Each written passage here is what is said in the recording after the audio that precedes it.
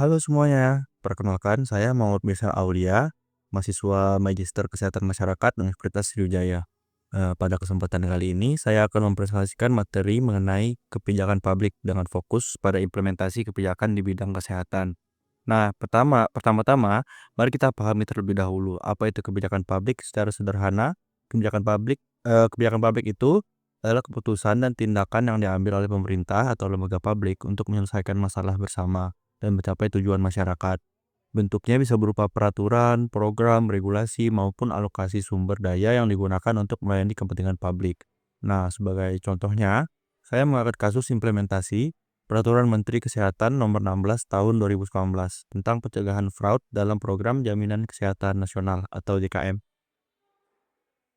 Berdasarkan hasil temuannya, pelaksanaan kebijakan ini masih belum optimal karena tim pencegahan fraud atau TPF belum berfungsi secara efektif, di mana hambatan utamanya adalah birokrasi yang rumit, keterbatasan sumber daya manusia, serta minimnya sosialisasi dan pemantauan di lapangan.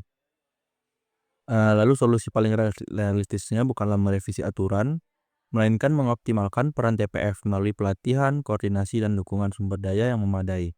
Nah, hal ini sejalan dengan teori Bush and Kent tahun 2023 yang menekankan bahwa keberhasilan kebijakan bergantung pada keseimbangan antara konteks, aktor, dan proses implementasi. Nah, lalu analisis lebih lanjutnya ditemukan bahwa tantangan terbesar kebijakan kesehatan masyarakat di Indonesia bukan terletak pada regulasinya, tapi pada aspek implementasi dan kapasitas kelembagaan. Kinerja kebijakan sangat bergantung pada koordinasi antar aktor seperti Kementerian Kesehatan, BPJS, TPF, dan fasilitas pelayanan kesehatan. Karena itu, perlu ada pergeseran pendekatan dari kebijakan yang berbasis aturan atau rule-based policy yang dari rule-based policy menuju ke performance-based governance, yaitu kebijakan yang menekankan pada hasil dan akuntabilitas. Penguatan sistem monitoring, evaluasi, dan transparansi menjadi kunci agar kebijakan kesehatan dapat berjalan efektif dan dipercaya publik. Dalam jangka panjang, hal ini akan mendorong efisiensi pembiayaan JKN serta meningkatkan mutu pelayanan kesehatan nasional. Nah, untuk memperdalam pemahaman, mari kita bandingkan kebijakan kesehatan di Indonesia dan Malaysia. Dari sisi pendanaan, Indonesia sendiri menggunakan sistem Social Health Insurance dengan iuran peserta melalui BPJS Kesehatan.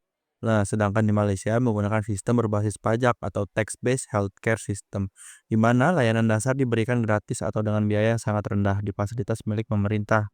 Dari sisi kelembagaan, Indonesia melibatkan BPJS di bawah koordinasi Kementerian Kesehatan, sementara di Malaysia dikelola langsung oleh Ministry of Health yang mengatur rumah sakit dan tenaga kesehatan negeri.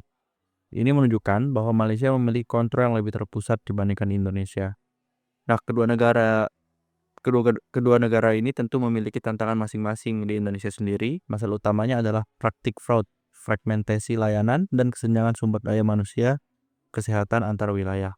Sementara di Malaysia sendiri, tantangannya terletak pada keberlanjutan fisika jangka panjang dan ketergantungan tinggi pada pembiayaan pemerintah. Nah, dari sini dapat kita pelajari bahwa efektivitas kebijakan tidak hanya ditentukan oleh regulasi, tapi juga stabilitas pendanaan dan kapasitas institusi pelaksana. Indonesia bisa belajar dari Malaysia dengan hal integrasi sistem kesehatan dan pengawasan yang lebih terpusat untuk memperkuat akuntabilitas. Nah, lalu sebagai kesimpulannya, kebijakan kesehatan di Indonesia sebenarnya sudah memiliki dasar hukum yang kuat seperti PMK dan program JKN. Namun, pelaksanaan dan koordinasi antar aktor masih menjadi titik lemah utama. Menurut teori Bush and Kent, keberhasilan kebijakan publik sangat ditentukan oleh keseimbangan antara konteks, aktor, dan yang proses yang berjalan. Sementara dari perbandingan dengan Malaysia, kita dapat melihat pentingnya tata kelola yang konsisten, efisiensi pendanaan, dan pengawasan berpusat untuk menciptakan kebijakan publik yang efektif dan berkelanjutan. Mungkin sekian paparan dari saya tentang kebijakan publik dalam konteks kesehatan. Terima kasih atas perhatiannya teman-teman semua. Saya terbuka untuk pertanyaan atau diskusi lebih lanjut. Terima kasih. Silakan yang ingin bertanya teman-teman. Terima kasih atas kesempatannya. Terkait materi yang Kakak sampaikan, apa pelajaran yang bisa diambil dari perbandingan kebijakan Indonesia dan Malaysia? Terima kasih, Kak.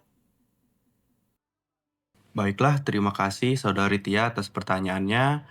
Eh, Jadi apa sih pelajaran yang bisa diambil dari perbandingan kebijakan Indonesia dan Malaysia itu sendiri? Jadi itu ada pelajaran utamanya adalah pentingnya tata kelola yang terpusat dan konsisten. Malaysia berhasil mempertahankan efisiensi sistem kesehatan karena pengelolaan dilakukan langsung oleh Menteri Kesehatannya. Sementara di Indonesia sendiri, sebagian peran antara BPJS dan Kemenkes sering membuat koordinasi menjadi lambat. Nah, jadi Indonesia bisa belajar untuk memperkuat sistem pengawasan dan integritas antar lembaga. Mungkin seperti itu, Saudari Tia.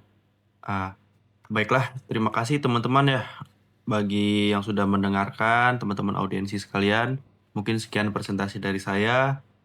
Wassalamualaikum warahmatullahi wabarakatuh. Terima kasih.